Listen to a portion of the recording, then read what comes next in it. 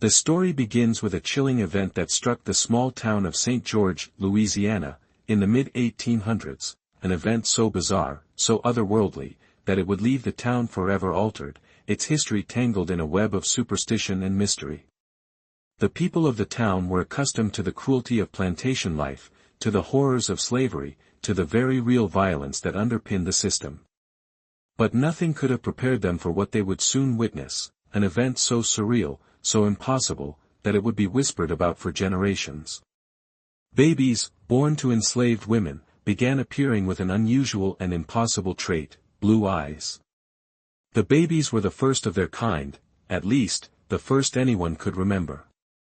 In a time when the vast majority of people, particularly in the southern United States, were bound by strict and rigid racial boundaries, a child born to a black woman with blue eyes was an anomaly that could not be ignored. The birth of each baby was followed by an intense curiosity, a frantic search for answers. Could such a thing be explained?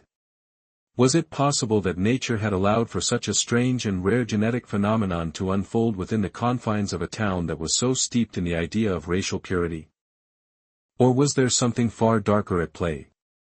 At first, it was just a whisper, a rumor. People tried to ignore it, to convince themselves that it was just some odd genetic mutation, that the babies would grow up and become as normal as any other child. But as more babies were born with this eerie trait, it became impossible to dismiss. The midwives who had attended to the birth spoke in hushed tones, their faces twisted with confusion. The slaves who had witnessed the baby's first cries were disturbed, some of them even terrified. It was as if the arrival of these children marked the beginning of something sinister, something the town was not prepared to confront. The children were beautiful, striking, even. But their eyes, with their unnatural blue hue, were unnerving. They seemed to glow in a way that suggested they were not of this earth.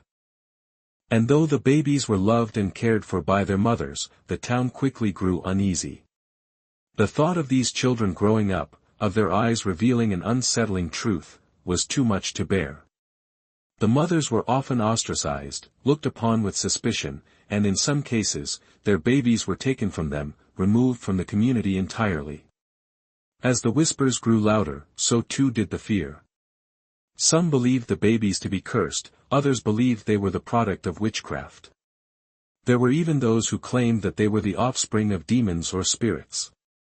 And yet, the truth, it seemed, was even stranger than anyone could have imagined. The town, small as it was, quickly divided. On one side, there were the more superstitious townsfolk, those who believed in the supernatural and the possibility that something unholy had taken place. They believed that the babies were marked by some unseen hand, that their eyes were a sign of something dark and foreboding.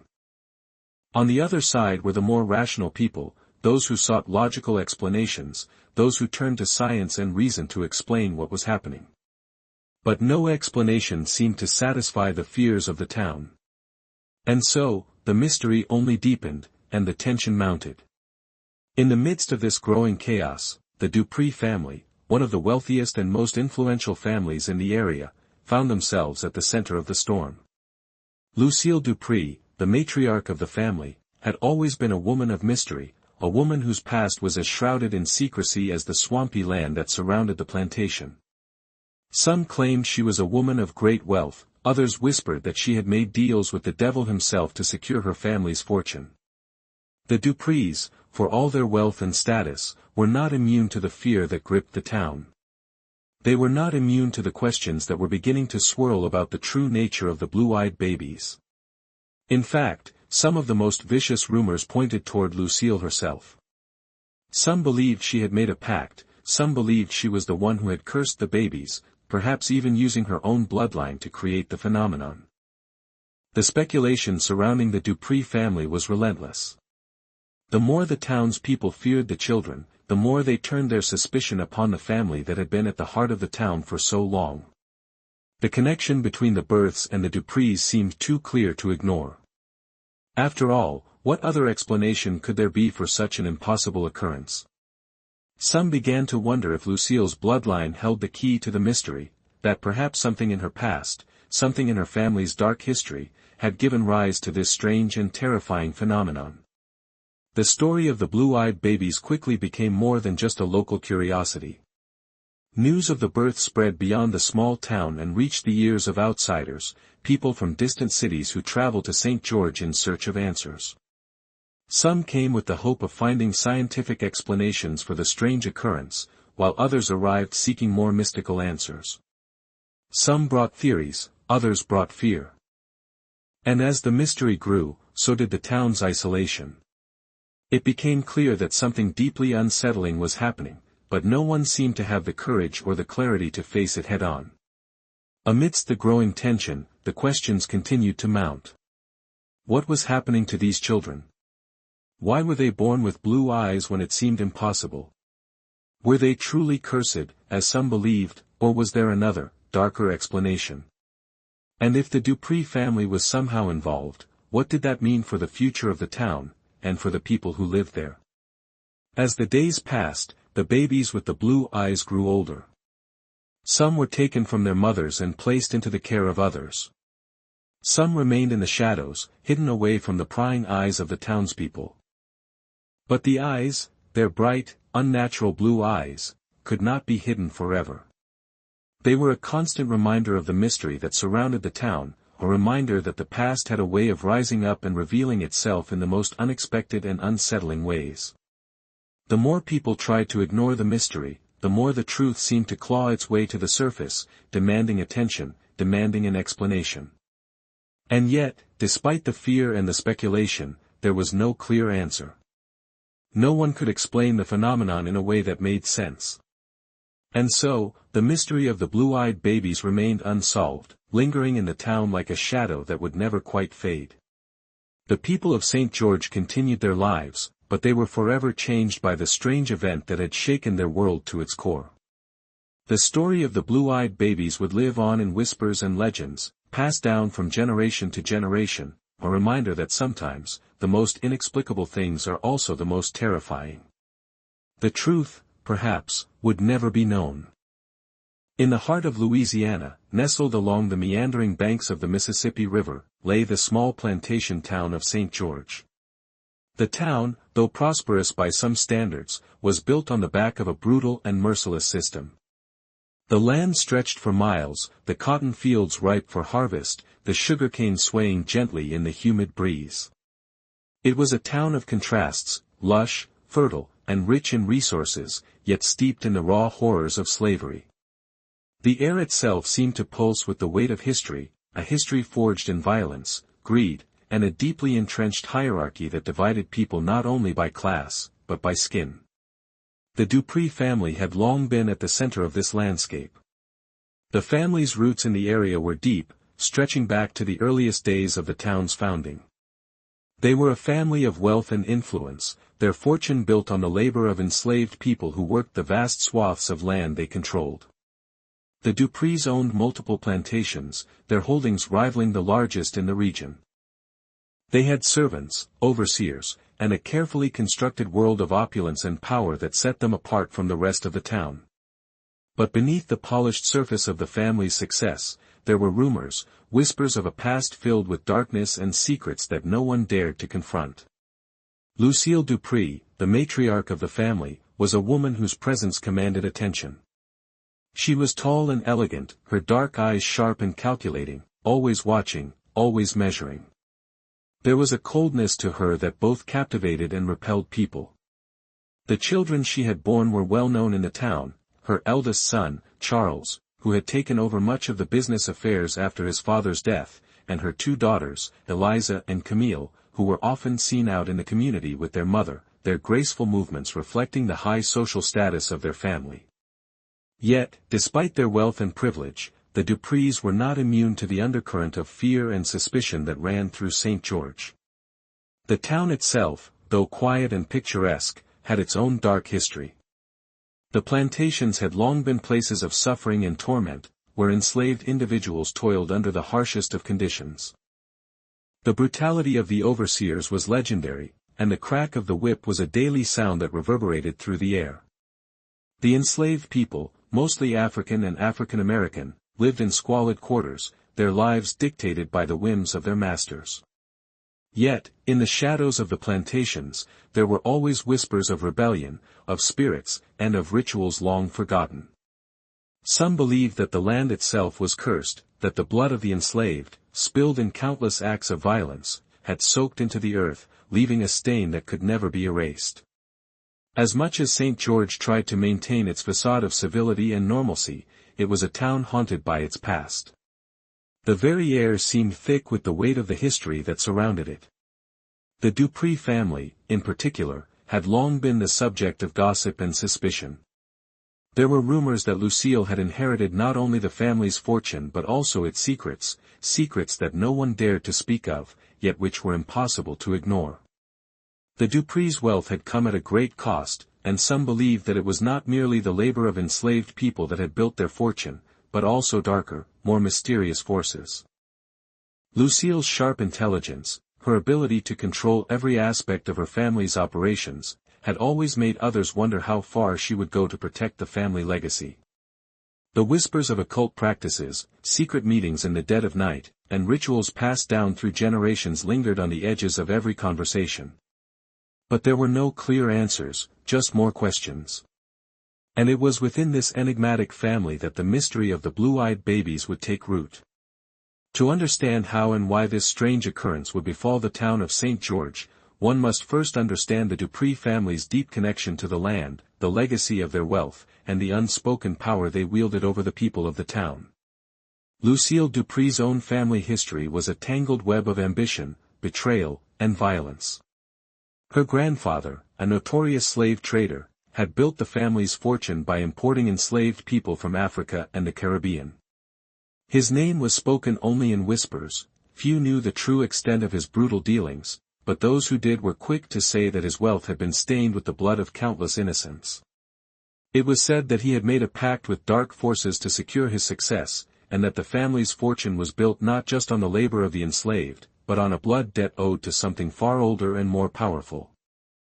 Whether these rumors were true or merely the product of superstition, no one could say. But what was clear was that Lucille had inherited not only the wealth but also the legacy of her grandfather's ruthlessness. Lucille had always been an intelligent woman, driven by an unshakable determination to maintain the family's power and wealth. Her sharp mind and business acumen had made her an invaluable asset in the running of the plantations. She had carefully navigated the complexities of Southern society, securing advantageous marriages for her children and building connections that stretched into the highest echelons of power. Yet, despite her outward success, there were moments when she seemed lost in thought, as if the weight of her family's past was too much to bear. Some said she was haunted by the ghosts of her ancestors, by the blood debts that could never be repaid.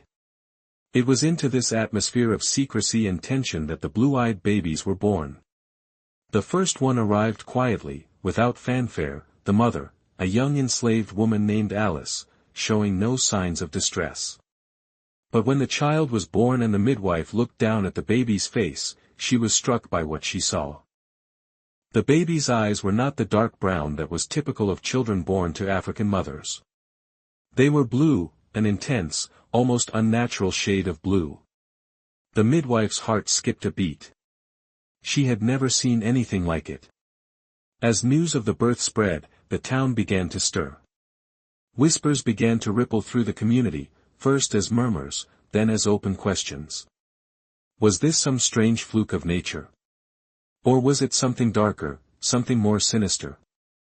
The midwives, most of whom had worked for the Dupree family for years, began to talk among themselves. They had seen many births, but this one felt different. There was a strange energy in the air, something they couldn't quite place. Lucille Dupree, ever composed, refused to acknowledge the rumors at first. But the whispers grew louder. And when another baby was born with the same strange blue eyes, the question was no longer one of curiosity, it was one of fear. Something was happening, something that no one could explain. The babies, it seemed, were part of something much larger than anyone had anticipated. And Lucille, with all her control, could no longer contain the mystery that was slowly unraveling around her. At the heart of this mystery was a simple question: why did the babies have blue eyes? How could such a thing be explained? The theories began to emerge, each more disturbing than the last. Some people, deeply superstitious, believed that the babies were cursed, that their blue eyes were a mark of something unholy. Others whispered about the possibility of witchcraft or dark rituals. But the truth, it seemed, was far more complex, and far more dangerous, than anyone could have imagined. And at the center of it all stood the Dupree family, whose legacy of power, wealth, and secrecy had set the stage for a mystery that would haunt St. George for generations. As the strange phenomenon of the blue-eyed babies spread through the small town of St. George, it became clear that the mystery was far from a simple anomaly. The town, built on layers of secrets and unspoken truths, was gripped by an undercurrent of fear, and the more the babies with the unnatural blue eyes were born, the more that fear turned into paranoia. Whispers echoed in every corner of St. George, from the bustling market square to the quiet slave quarters hidden behind the thick foliage of the plantations. Every birth became an event, a focal point for speculation and dread, and each new child seemed to carry with it an intensifying sense of unease. The first signs of something truly out of the ordinary began to appear even before the babies were born. When Alice, the young enslaved woman, began to show signs of pregnancy, no one thought much of it at first. The cycles of birth and death on the plantations were so common, so expected, that they rarely sparked any real attention unless something unusual occurred, perhaps the child of a particularly valued worker or the birth of twins, both of which were sometimes cause for celebration. But when Alice's time came, the midwives who attended her birth were struck by an undeniable sense of discomfort. When they laid eyes on the newborn baby, it was as though time stopped for a brief moment. The baby's eyes, wide open and unblinking, gleamed with an intense blue hue that seemed out of place in the warm, brown tones of the child's skin. The midwife, a woman named Sarah who had attended dozens of births, was struck by a feeling she couldn't shake, something dark, something unnatural. Sarah, who had worked for the Dupree family for years and was well known for her level-headedness, was not easily rattled. But this was different. She could not place it, could not understand it, but the feeling in the pit of her stomach was undeniable. For days afterward, Sarah tried to shake the lingering sense of unease that clouded her thoughts. She had seen many things in her life, things far more brutal and heartbreaking than the birth of a child. But there was something about the blue eyes that unnerved her. It was not just the physical appearance of the eyes themselves, but the way they seemed to stare through her, as if seeing things no one else could see, as if the child had knowledge beyond its years. And so, Sarah, her mind restless, began to speak to the other midwives who had attended births on the plantation, asking if they had seen anything similar. Each woman, after a moment of hesitation, confessed that they too had noticed something odd, something strange. None of them, however, dared speak it aloud. It wasn't long before the rumors began to spread through the slave quarters. The talk was hushed at first, whispered in corners and exchanged with nervous glances. The enslaved women, most of them familiar with the harsh realities of plantation life, knew better than to speak openly about anything that could be perceived as out of the ordinary. But the eyes of the babies, their bright, unsettling blue eyes, were impossible to ignore. When Alice carried her child into the quarters to show the others, the gasps were audible, the sense of something wrong palpable. The women exchanged anxious words, muttering prayers under their breath, afraid of what these children might mean for their lives. The same whispers soon made their way to the town's white residents, many of whom were already suspicious of the growing number of births among the enslaved women. The more babies with blue eyes were born, the more nervous the town became.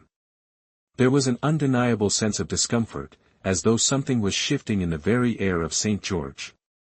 The blue-eyed babies seemed to represent a challenge to everything the town had believed about itself. In a place where racial purity and the distinction between black and white were essential to the social fabric, the presence of these children with eyes unlike any others, began to stir an emotional and intellectual crisis. By the time the third or fourth baby was born with this odd characteristic, there was no avoiding the growing tension. The town, divided between those who believed the babies were cursed and those who attempted to rationalize the phenomenon, was slowly unraveling. On the one hand, there were those who took the birth of these children as a sign of divine punishment. These superstitious individuals, often people who had lost family members or were themselves struggling under the weight of their own personal hardships, were convinced that the baby's eyes were a direct mark of some otherworldly intervention, a warning from forces beyond human understanding. Perhaps, they believed, it was God's way of showing them the evil that had been done on these lands.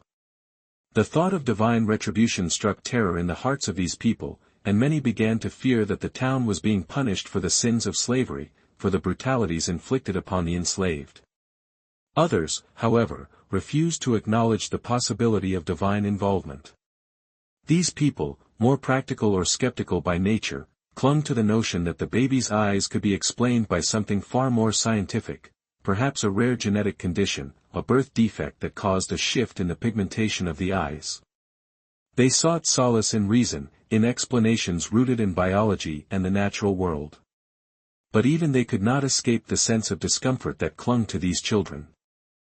They were seen as anomalies, strange and unnatural, and the very fact that the children seemed to appear in rapid succession only deepened the sense that something was happening that defied normal understanding. And then there were those who refused to entertain any explanation at all. These people simply did not want to believe that the town they had known for so long could be disturbed by something so peculiar. The births of the blue-eyed babies were chalked up to coincidence, perhaps an odd and random twist of fate. But even those who clung to this explanation were not immune to the undercurrent of unease that seemed to pulse through the streets. The children's eyes, so bright, so striking, reminded everyone of something they couldn't place, something that made them question the very fabric of their reality. It was as if the baby's eyes were windows into another world, a world that didn't belong in St. George. The impact of these births stretched beyond the town's social boundaries and reached into its very foundations. The slaves, those who worked tirelessly day and night on the plantations, became the first to take notice of the babies. They had seen much in their lives, both cruelty and hardship, and their ability to read the signs of the world around them was sharp. There was something in the baby's eyes that unsettled them, something that spoke of an unknown future, something beyond their control. And so, they turned to the only form of power they had left, the power of belief. They began to speak of the children in hushed tones, passing stories down from one generation to the next, warning one another of the strange omen that had arrived on the plantations.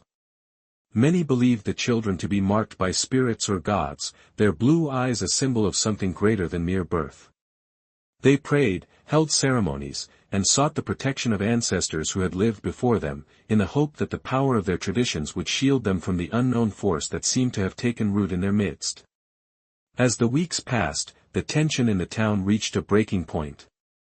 It seemed that everyone, from the wealthiest landowners to the poorest field workers, was talking about the blue-eyed babies, trying to make sense of the strange phenomenon. The uncertainty began to erode the foundations of the community, turning friends into enemies and neighbors into strangers. As fear began to take hold, and as each new birth added to the growing number of blue-eyed children, the town of St. George found itself facing a mystery unlike anything it had ever encountered. The deeper the mystery grew, the further it reached into the lives of the people, entwining their fates in ways no one could have predicted. No one knew it yet, but this was only the beginning, only the start of a story that would unfold in ways that would forever change the town and its people. It was clear now that the mystery surrounding the blue-eyed babies was not just a passing curiosity. It was a sign that something far deeper, far darker, was at work, and it was drawing the entire town into its tangled web. No one could explain what was happening, but they all felt the pull, the growing weight of something ancient, something waiting to be uncovered. And as the days turned into weeks and the weeks into months, the strange births continued, leaving everyone in St. George to wonder just what was really happening in their midst. What had begun as a simple curiosity had transformed into a terrifying question: was this the work of nature, or was there something else, something far darker, at play? As the blue-eyed babies continued to be born, the small town of St. George was overtaken by a palpable sense of dread. What had once been whispers shared in the corners of the market or the quiet murmurings in the slave quarters now began to grow louder, more insistent. It seemed as if the very air in the town had shifted.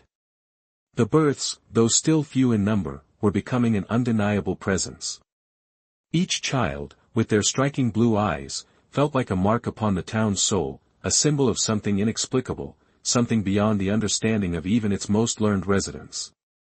The town's leaders, unable to ignore the situation any longer, called meetings, attempting to bring some semblance of order to the growing chaos. But no amount of reason could calm the unease that had taken root in the hearts of the people. At the heart of these discussions was Lucille Dupree, matriarch of the influential Dupree family, whose plantation had long been the economic backbone of the town. The Duprees were no strangers to power and influence. Lucille, in particular, was a woman who exuded control in every aspect of her life. She had carefully built the family's wealth, managing the affairs of the plantation with an iron hand and a sharp mind. Her presence alone was enough to command attention in any room, but her silence during the growing crisis spoke volumes. The rumors had already begun to link her family to the strange occurrences, some even claiming that the Duprees had some hand in the inexplicable births of these blue-eyed children. In a town already divided by its rigid social structure and racial hierarchies, the fear surrounding the babies quickly became linked to fears of the Dupree family itself. Lucille had spent the early weeks of the phenomenon maintaining her usual air of calm detachment, refusing to engage with the whispers that circled her family. But as the births increased, as the blue-eyed babies began to multiply, she found it harder and harder to keep her composure. There were talks, of course, that the children were the result of a curse, a divine retribution for sins long forgotten, but Lucille found herself more troubled by the practical implications of the situation. Her family's reputation, her life's work, was now on the line, and though she was a woman of considerable strength and resolve, even she could not ignore the growing tide of fear that threatened to engulf everything she had worked so hard to build. The first real signs that the town would not be able to ignore the situation any longer came when the local midwives began to speak out. Sarah, the midwife who had attended Alice's birth, the first of the blue-eyed babies, became the focal point for much of the town's unrest.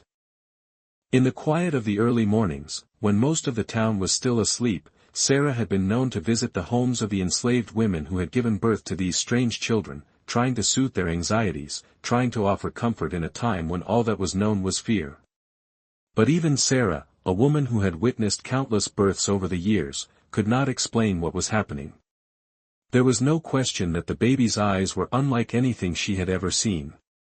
They were not just blue in the way that children sometimes had blue eyes, but unnaturally bright, a piercing hue that seemed to glow, almost as if the eyes held a light of their own. They were unsettling, almost unnatural. And while Sarah, at first, tried to dismiss the phenomenon as a random genetic fluke, there was something about the rapid succession of these births that made her uncomfortable. The eyes of the children, she couldn't help but notice, seemed to reflect something darker, something hidden. The way they stared up at her, unblinking, made her uneasy. It was as though they knew something she did not, and that knowledge made her fear what she might discover. As Sarah and the other midwives shared their concerns, word began to spread, and soon the town's fear spilled out into the open. It wasn't just the women in the slave quarters who were anxious.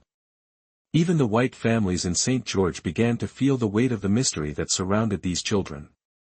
Some of them tried to push the subject aside, telling themselves that it was nothing more than a strange coincidence, a freak of nature. Others, more superstitious by nature, started to entertain darker thoughts. They whispered of curses, of dark pacts made in the past, of an ancient evil now reawakened by the births of these children. It was at this point that the first theories began to take shape, and those theories, rather than offering any comfort, only fueled the fire of fear that had already begun to burn through the town. Some believed that the blue eyes were a sign of demonic influence, that the children were the offspring of evil spirits or dark forces, brought into the world to punish those who had long committed sins against nature. Others pointed to the Dupree family, with its long history of power and influence, and began to wonder if there was something more sinister at play. Had Lucille Dupree, in her desperation to maintain control over the plantation, made some unholy pact. Was she responsible for this strange occurrence, either by design or by accident? The very fact that the first blue-eyed baby had been born on the Dupree plantation only added to the rumors, and soon Lucille found herself at the center of it all. Lucille, ever composed and guarded, remained outwardly unbothered by the mounting fears, but even she could not dismiss the mounting pressure that surrounded her. Though she never publicly acknowledged the suspicions that linked her family to the phenomenon, it became clear that the people of St. George were looking for answers, and Lucille was running out of time. She knew that the situation was rapidly spiraling out of her control. People were beginning to speak openly about witchcraft, about ancient curses, about the possibility that the Dupree family had been involved in something far darker than anyone could imagine. But Lucille was no fool. She knew that the true source of the fear wasn't the babies themselves, but what their presence represented. The blue-eyed babies were a challenge to the very fabric of the town's existence, a challenge to its strict social order and its rigid racial boundaries. They were a symbol of something deeply unsettling, something that threatened to disrupt the delicate balance of power and control that had held the town together for generations. The births of the blue-eyed children forced the people of St. George to confront their darkest fears, their unspoken truths, and the uncomfortable reality that their world was not as stable as they had once believed. As the town descended deeper into suspicion, the fear and anxiety began to reach a breaking point. People started to turn on one another. Neighbors who had once been friendly found themselves at odds, unsure who could be trusted. The families who had once worked alongside the Duprees now began to question their loyalty, and rumors spread of people who had once served the Duprees now trying to distance themselves from the family. Whispers of rebellion began to circulate in the darkest corners of the town, whispers of a growing resentment toward those who were perceived as responsible for the strange events unfolding in St. George. And yet, despite the mounting tension, no one seemed to have any real answers. The mystery of the blue-eyed babies remained as elusive as ever, its roots buried deep in the heart of the town's past, a past that no one dared confront. The tension finally reached a boiling point when a local priest, Father Benedict, took it upon himself to publicly denounce the blue-eyed babies as the work of the devil. His sermon, delivered in front of a packed church, was full of fire and brimstone. He condemned the births as a sign of evil, a warning from God to those who had strayed from the righteous path. He called on the townspeople to repent, to cast out the demons that had taken root in their community. His words only served to fan the flames of fear, and soon, many began to speak of an exorcism, of the need to rid St. George of the evil that had taken root in its midst. Father Benedict's call to action only heightened the atmosphere of fear and suspicion, and soon, every new birth of a blue-eyed child was met with terror.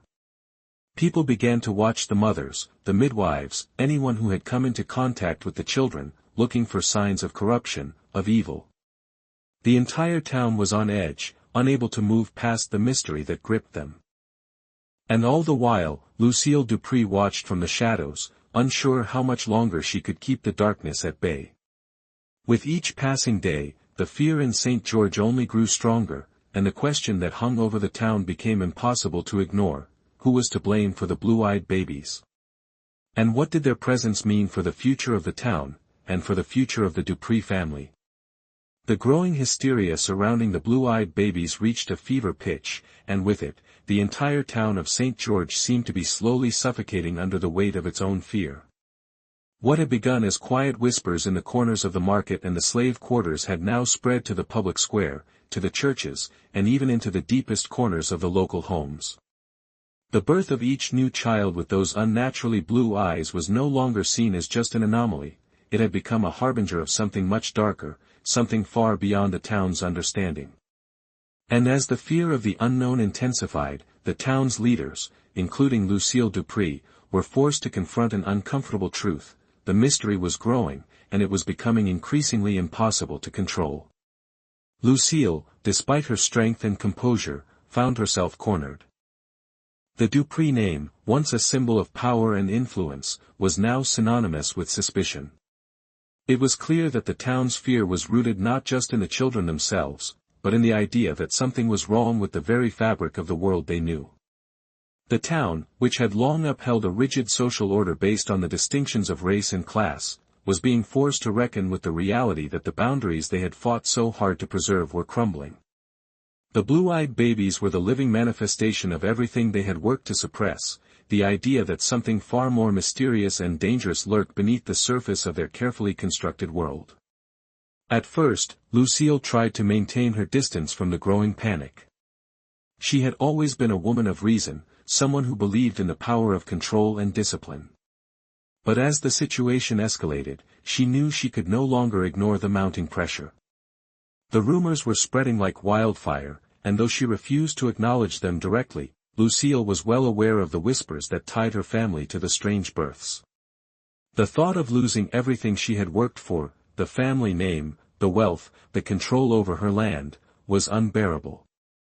Lucille had always been a woman who prided herself on her ability to shape the world around her, to bend circumstances to her will. But in this case, there was nothing she could do. The very thing she had taken for granted, the stability of her world, was slipping away, and no amount of denial could stop it. The town, already a place of deep divides, began to fracture even further. The initial fear that had surrounded the blue-eyed babies had quickly turned into something far more destructive, a public crisis of faith. As news of the children spread, some began to see them as signs of divine intervention. They were convinced that the babies were a punishment from God, a reminder that the town's sins, particularly the institution of slavery, could not go unpunished forever. Others, fueled by religious fervor, began to see the blue-eyed children as demonic forces, spawns of some unholy pact, sent to wreak havoc on the town. Rumors of witchcraft and dark rituals began to swirl around the families who had given birth to the children, particularly the Duprees, whose wealth and influence made them both a target and a symbol of everything the fearful townspeople despised.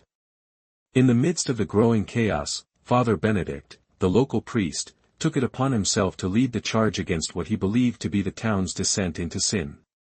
His sermons grew more impassioned, his words more condemning. He railed against the birth of the blue-eyed babies, calling them a direct manifestation of evil. He claimed that the children were the result of witchcraft, that their eyes were a sign of something demonic at work, a message from the devil himself. His calls for repentance became louder, and as his influence grew, so too did the fear among the townspeople. The idea of exorcising the evil that had taken root in St. George began to take hold. People spoke in hushed tones of rituals and prayers, of burning candles and reading scriptures, all in an attempt to rid the town of the curse that was now believed to have taken root. In this climate of fear, the blue-eyed children became a symbol of everything that was wrong with the world. For those who believed in the supernatural, the children were a living embodiment of evil, a sign that something had gone terribly wrong in St. George. For others, particularly those who had always been distrustful of the wealthy and powerful Dupree family, the children were a reminder of the dark history of the town, a history of slavery, violence, and exploitation. Many began to view the blue-eyed babies not as innocent children, but as symbols of the evil that had been allowed to fester for so long. And in this twisted logic, the babies became a threat that needed to be eradicated. The fear of the blue-eyed babies became so intense that it was no longer just about the children themselves, it was about the very existence of the families who had given birth to them. In the eyes of many, the mothers who bore these children were no longer viewed as women, they were witches, demons, or vessels for the supernatural. The community, once tight-knit and familiar, became fractured. Families that had lived side by side for generations were now divided over what to do with the babies.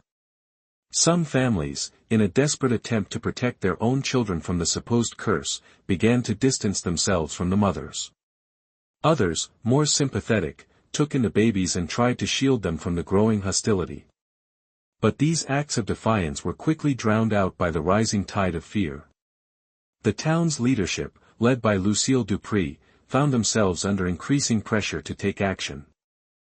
Despite her initial attempts to remain above the fray, Lucille was now the subject of public scrutiny. The Dupree name, once synonymous with power and respect, was becoming a symbol of suspicion and fear. There were whispers that Lucille herself had made a pact with the devil, that the strange births were the result of her involvement in dark rituals or some occult practice. The accusations, though unsubstantiated, gained traction, and Lucille began to feel the walls closing in. Her every move was watched, her every word scrutinized. The pressure of being under constant suspicion was beginning to take its toll. Lucille, who had always prided herself on her poise and control, found herself feeling more and more isolated. The world she had carefully crafted, built on her strength and resolve, was unraveling. The very people who had once served her, who had once looked up to her as a symbol of success, were now turning their backs on her. The whispers of the townspeople grew louder, and Lucille could no longer avoid the fact that her family was becoming a target. Her wealth and influence had once shielded her from the uglier side of human nature, but now, those same things were working against her. As the pressure mounted, Lucille found herself making decisions she never thought she would have to face. In a desperate attempt to protect her family and preserve her legacy, she began to consider actions that she had once deemed unthinkable. There were rumors of a plan to have the children removed from St. George, to send them away to some distant place where they could be hidden from the public eye. Lucille knew that the longer the children remained in the town, the more dangerous it would become, not just for the babies, but for everyone involved. The town was on the brink of collapse, and Lucille realized that the only way to save her family was to distance them from the mystery that had engulfed them. But even as she considered this course of action, Lucille knew that the damage had already been done.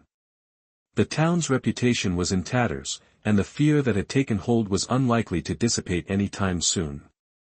In the minds of the townspeople, the Dupree family was forever tainted, marked by the curse of the blue-eyed babies. The mystery, once a quiet oddity, had turned into an all-consuming force that was tearing apart everything Lucille had built. No matter what she did, no matter how hard she tried to protect her family, there was no escaping the truth: the town of St. George would never be the same again. As the situation worsened, the town's descent into chaos became irreversible. There was no longer any middle ground, no longer any way to deny the reality that the blue-eyed babies had become the focal point of a crisis that was not just about superstition, but about the very foundations of St. George's society. The belief in curses, in divine retribution, in witchcraft and demons, these beliefs had now taken hold of the entire town. And in this climate of fear and suspicion, Lucille Dupree found herself fighting not just for her family's future, but for her own survival in a world that had grown increasingly unpredictable, dangerous, and filled with shadows. The situation in St. George continued to deteriorate as the fear surrounding the blue-eyed babies spiraled out of control. What had begun as a whispered mystery among the townspeople had now transformed into a full-fledged crisis, with every person in the town either involved in the fear or actively attempting to avoid it. The divide between those who saw the children as cursed and those who believed them to be mere oddities grew wider by the day. What was once an eerie curiosity had become a symbol of everything that was wrong with the town's history, its deeply rooted social structures, and the belief systems that governed it. In the face of such escalating tension, the Dupree family, already at the heart of the town's suspicions, found itself in a precarious position, one that threatened to unravel the very fabric of their existence. Lucille Dupree, always a woman who maintained an iron grip on her emotions and her family's affairs, found herself increasingly isolated. No longer able to ignore the growing suspicions, she spent sleepless nights pacing the floors of her grand estate, lost in thought. The weight of the past pressed on her, but now it seemed the present had become as much of a burden. Her family's name, long associated with power and wealth, was now the target of scorn. The rumors surrounding the blue-eyed babies had spread beyond the town limits, carried by travelers, gossiping merchants, and even runaway slaves, each whisper adding another layer of dread to the growing legend of the Duprees and their supposed connection to dark forces. Lucille, in her quiet desperation, found herself questioning everything she thought she knew about the world. For years, she had been the architect of her own destiny, carefully constructing her life and her family's position in the community. But the blue-eyed babies were a force beyond her control. There was nothing rational about them, nothing that could be explained away with logic, reason, or science. And it was this lack of explanation, this unexplainable phenomenon, that caused the greatest fear. It wasn't simply the idea that the babies were cursed, it was the fear that the very laws of nature and society no longer applied, that the world was becoming unrecognizable. In a place like St. George, where everything had been built on the rigid structure of race, class, and tradition, the appearance of these children was a threat to everything the townspeople held dear. They were no longer simply children born with strange eyes, they were symbols of a new, unknown order, one that could not be contained by the old rules. As the fear escalated, so too did the public actions taken by those who believed the children represented evil. In the town's churches, Father Benedict continued his fiery sermons, condemning the children and their families as vessels of demonic forces. His words became more impassioned with each passing day, and his congregation, which had once trusted him implicitly, now looked to him as the only source of truth in a town full of chaos. Father Benedict's rhetoric became darker, calling for a cleansing of the town, a mass exorcism to rid St. George of the evil it had allowed to take root. His followers grew, and many began to organize, planning for the day when they would take action against those who were believed to be tainted by the curse. The blue-eyed babies, in their innocent state, had become the focal point of a battle much larger than themselves, an ideological war that sought to cleanse the town of its supposed moral decay. For Lucille, the calls for exorcism and expulsion were deeply unsettling. She had long managed her family's affairs with a cold, calculating precision, but the current situation was beyond her control. It was clear that something darker than mere superstition was at work. The entire town was descending into a frenzy of fear, and no amount of wealth or status could shield her from the rising tide of chaos. She had tried, in vain, to remain a figure of authority, to maintain some semblance of control over her family's destiny. But the more the town became enmeshed in its own hysteria, the more Lucille's own grip on reality began to slip. The slaves on the Dupree plantation, many of whom had worked for the family for generations, were also deeply affected by the turmoil. They, too, had heard the rumors, and many began to whisper about the children in hushed tones, passing on the stories that had taken root in the town.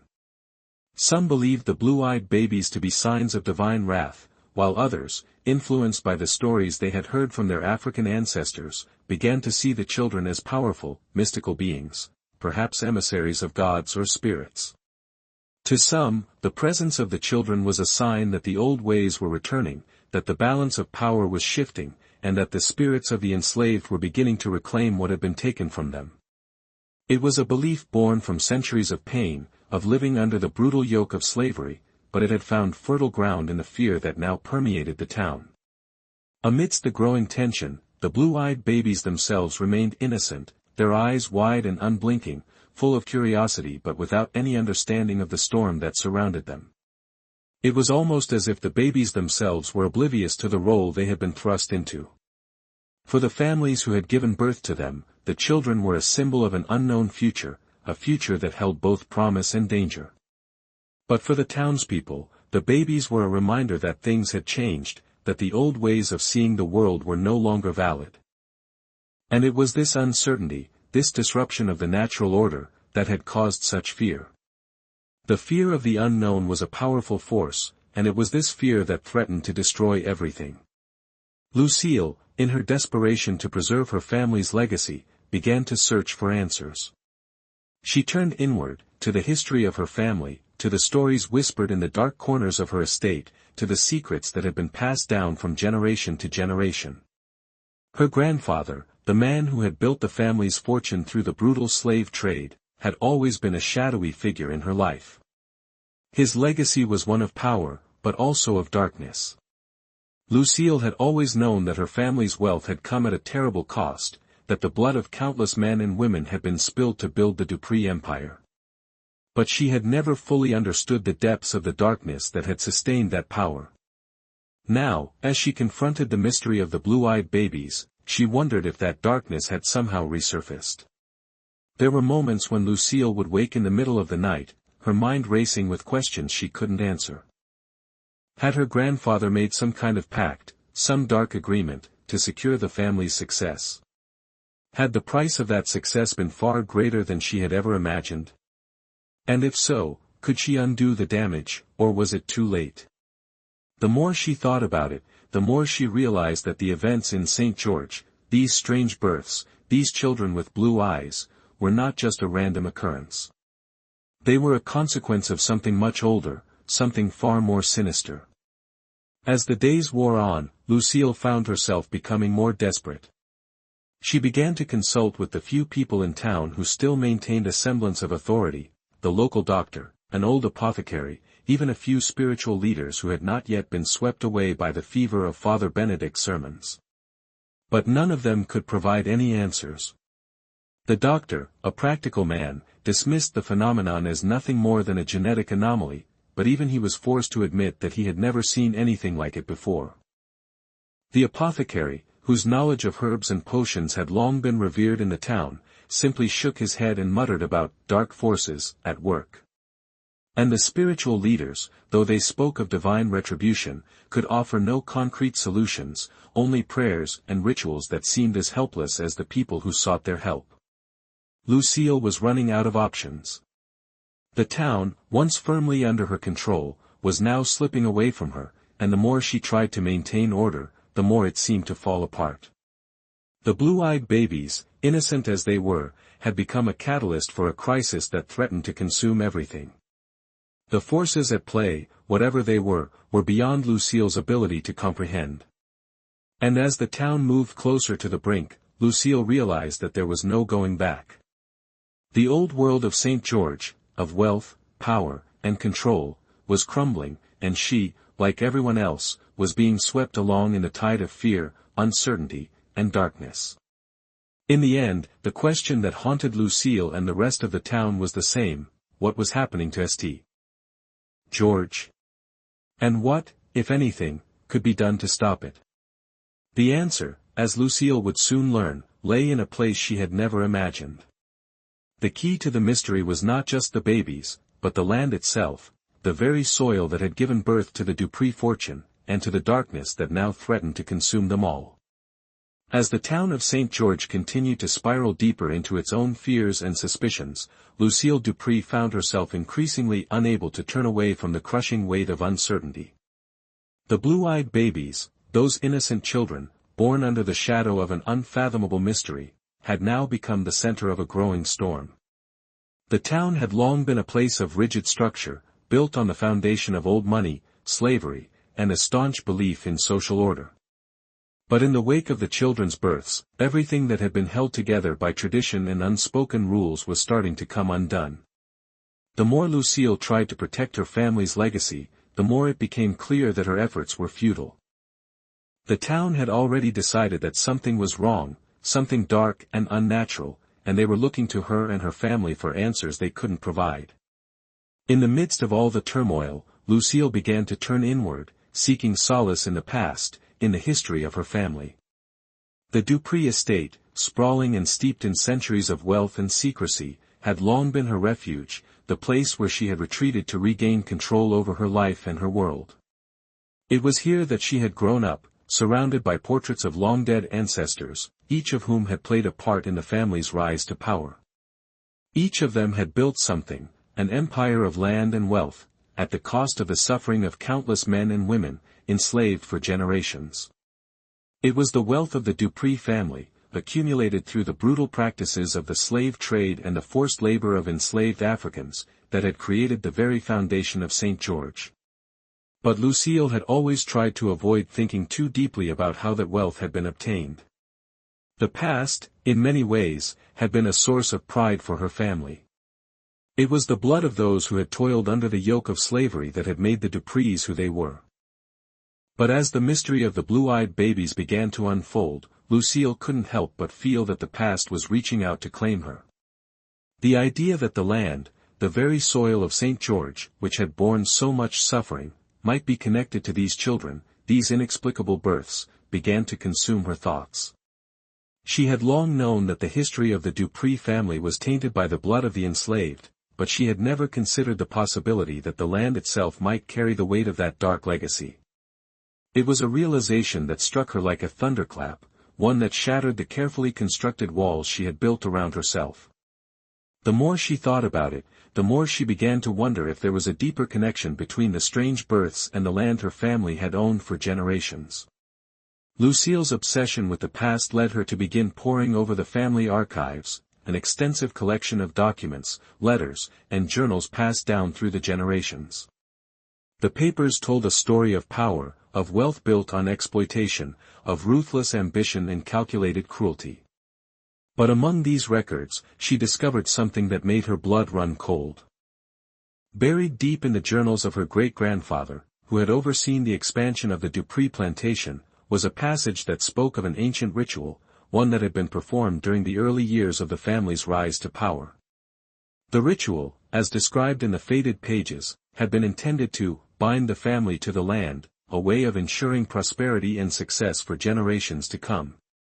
The language was cryptic, filled with references to spirits of the earth and blood offerings, and though the meaning was unclear, the implications were not lost on Lucille.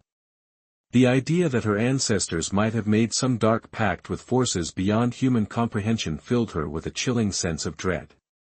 Had they, in their pursuit of wealth, invoked something evil, something that now sought to reclaim what had been taken? Could the blue-eyed babies be the manifestation of that ancient force, born from the very land her family had used to build its empire? In the dead of night, Lucille sat alone in her study, the flickering candlelight casting long shadows on the walls as she turned the pages of the journals. The further she read, the more she felt the presence of something sinister, something alive within the pages themselves. The words seemed to pull her in, whispering to her across the generations, urging her to understand.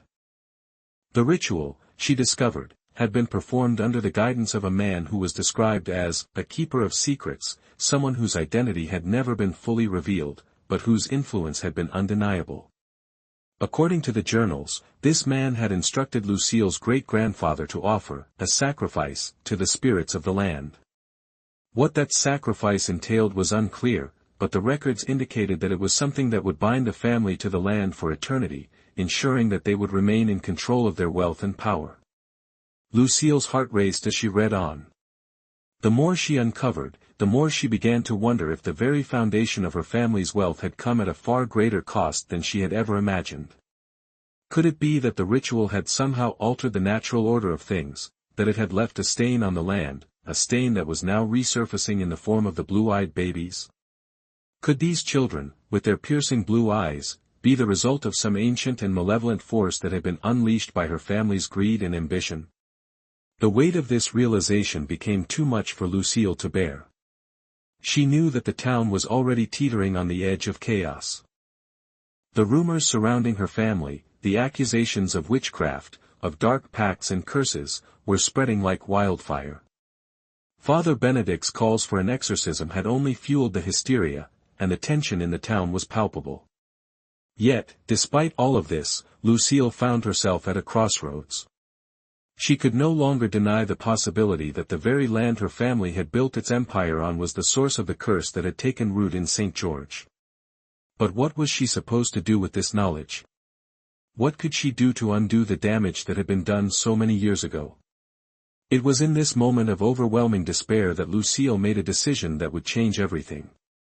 She resolved to confront the truth, to find out once and for all whether the ritual her great-grandfather had performed had indeed bound the family to the land in a way that could never be undone. Lucille knew that in order to end the cycle of fear and suspicion that had consumed St. George, she would have to uncover the full truth of the past, and, if necessary, sever the ties that bound her family to the land.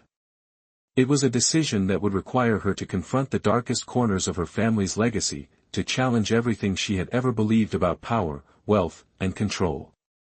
But in that moment, as she stared down at the ancient journals, Lucille realized that there was no other way.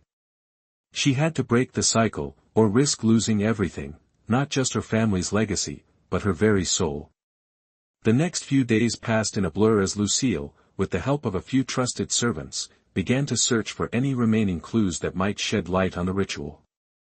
She combed through the estate's archives, visited the old chapel on the plantation, and even consulted with a local historian, a man who had spent his life studying the history of St. George. But as she dug deeper, Lucille began to sense that the truth was slipping further and further out of her grasp.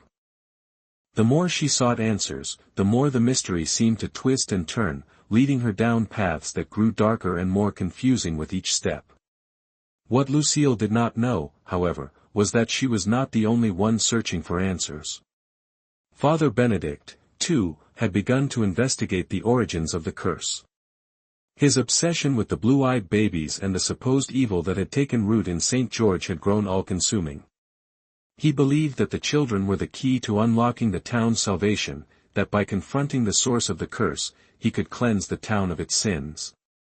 Little did Lucille know, the priest was getting closer to the truth as well, and the truth he uncovered would lead to a collision of forces that no one could have predicted. The tension in St. George reached an unbearable crescendo as both Lucille Dupree and Father Benedict ventured deeper into the past in search of answers. Unbeknownst to them, their paths were converging toward a revelation that would change everything, not just for them, but for the entire town. As each of them drew closer to uncovering the dark truth that had haunted the land for generations, the fear that had long pervaded the town began to solidify into something much more tangible, something far more dangerous. St. George was on the brink of a reckoning, and neither Lucille nor Father Benedict could fully comprehend the scale of the catastrophe that was about to unfold. Lucille's pursuit of answers had led her down a path that twisted through the very heart of her family's history. As she sifted through the faded journals, documents, and letters from her great-grandfather's era, she became increasingly certain that the ritual he had performed was no mere superstition. There was something real, something ancient about the pact made with the forces of nature, something that had left a permanent mark on the land. She could feel it now, as though the land itself was alive, pulsing with a malevolent energy that had been lying dormant for generations. The blue-eyed babies, she began to realize, were not just a symptom of a larger problem, they were a manifestation of a curse that had been sown long ago. The weight of this realization crushed her. Lucille had spent her life carefully crafting an image of herself as a woman of power and control, the epitome of elegance and strength. But now, she found herself confronting a truth so terrifying, so beyond her ability to comprehend, that it threatened to shatter everything she had ever believed. The foundation of the Dupree legacy, the very land that had made her family rich and powerful, was tainted. The land, as it had been passed down through the generations, had absorbed something dark, something that had now begun to take form in the shape of the blue-eyed children. But what was the true nature of this curse? And could anyone, find a way to reverse it? Father Benedict, meanwhile, had become more convinced than ever that the key to the town's salvation lay in confronting the curse head-on. His sermons had grown more fervent, more desperate, as the town's fears escalated. He preached of divine retribution, of the need for purification and exorcism, calling the blue-eyed babies an affront to God's natural order. But there was something in his mind, something darker, that was beginning to take root. As he searched through the old town records and consulted with those who had been living in St. George long before him, he too began to uncover fragments of the same ritual Lucille had discovered. The more he learned, the more he became convinced that the curse was not just a product of superstition, it was a curse tied to the very soil that the town stood upon. It was something that could not be undone by prayers or rituals alone. The land itself had been marked, and the curse had spread like an infection, now manifesting in the blue-eyed children. In a way, Father Benedict had become as obsessed as Lucille. His need for answers had pushed him into a dangerous territory, one where his moral certainty began to unravel. He believed that by confronting the curse head-on, by cleansing the land and the people who lived on it, he could save St. George from the evil that had overtaken it. But the more he uncovered, the more he began to wonder if the evil he sought to destroy might not have been created by his own hands. Had the very act of exorcising the children, of attempting to rid the town of the demonic influence, merely served to perpetuate the curse? Were the townspeople, in their blind pursuit of salvation, only deepening the hold of the dark forces they sought to banish? The town itself, once a place of relative peace, had become a powder keg. Fear had turned neighbor against neighbor, family against family. The blue-eyed babies had become symbols of the town's collective guilt, guilt that stretched back to the days of slavery, to the sins of the past that had never truly been addressed. In their minds, the children were not just an eerie phenomenon, they were a punishment for sins long buried. And so the townspeople began to turn their rage on the mothers who had borne the children, accusing them of witchcraft, of consorting with dark forces. In their panic, some even resorted to violence, attempting to rid the town of the curse by any means necessary. The fear had become so deeply ingrained that it clouded all reason, and the idea of confronting the truth, the idea of facing the legacy of the Dupree family and the history of slavery that had brought them to this point, became unthinkable. Lucille, for all her determination, was not immune to the growing hysteria. Though she had begun to uncover the truth about her family's connection to the land's curse, she found herself in a precarious position.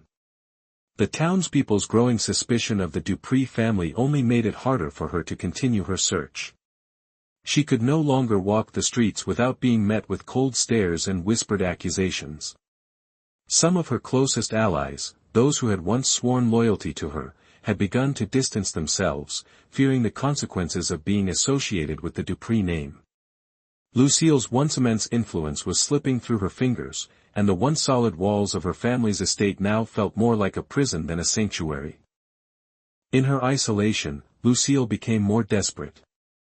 She sought out the few people left who might have answers, old family servants, former slaves who had worked on the plantation, and even those who had known her great-grandfather personally. But the more she asked, the more the answers seemed to slip away from her grasp. The truth about the ritual remained elusive, shrouded in layers of half-truths and omissions. The people she spoke to seemed hesitant to reveal what they knew, as though they were afraid to speak the name of whatever dark power had been invoked so many years ago. It was then that Lucille had a breakthrough. She learned of a hidden chapel, tucked away in the dense woods outside St. George, where her great-grandfather had often retreated during his most troubling times. It was said that this chapel, built in secret, had been the site of the ritual that had bound her family to the land. The chapel, hidden from the prying eyes of the town, had become a place of dark worship, a place where the pact had been sealed. Lucille, her heart pounding with both fear and anticipation, decided to visit the chapel. It was there, she hoped, that she would uncover the final pieces of the puzzle, pieces that might allow her to break the curse once and for all. Father Benedict, meanwhile, had become aware of the chapel's existence as well. His own investigations had led him to the same place, and he, too, believed that it held the key to understanding the curse. In his mind, it was the place where the dark forces had taken root, and it was there that he intended to confront the evil that had overtaken the town. The two of them, unbeknownst to each other, were racing toward the same conclusion, each believing that the chapel held the answers they so desperately sought. As Lucille made her way through the dense forest toward the chapel, her mind raced with 1,000 questions. What had happened there all those years ago? What was the true nature of the ritual that had been performed? And could she, even now, undo the damage that had been done? She had no answers, only the desperate hope that she might find some way to break the cycle of fear and superstition that had consumed St. George. But deep down, she knew that whatever awaited her in that chapel, it would mark the end of something, perhaps the end of the Dupree family's reign, or perhaps something even more profound. Whatever the outcome, Lucille could no longer escape the truth. The curse had been born from the land itself, and now it was up to her to face the consequences of her family's dark legacy. And so, as she stepped closer to the chapel, the shadows growing longer in the fading light of day, Lucille Dupree and Father Benedict were about to collide in a way neither of them could have anticipated. The forces they had both been searching for would soon come to light, and St. George would never be the same again.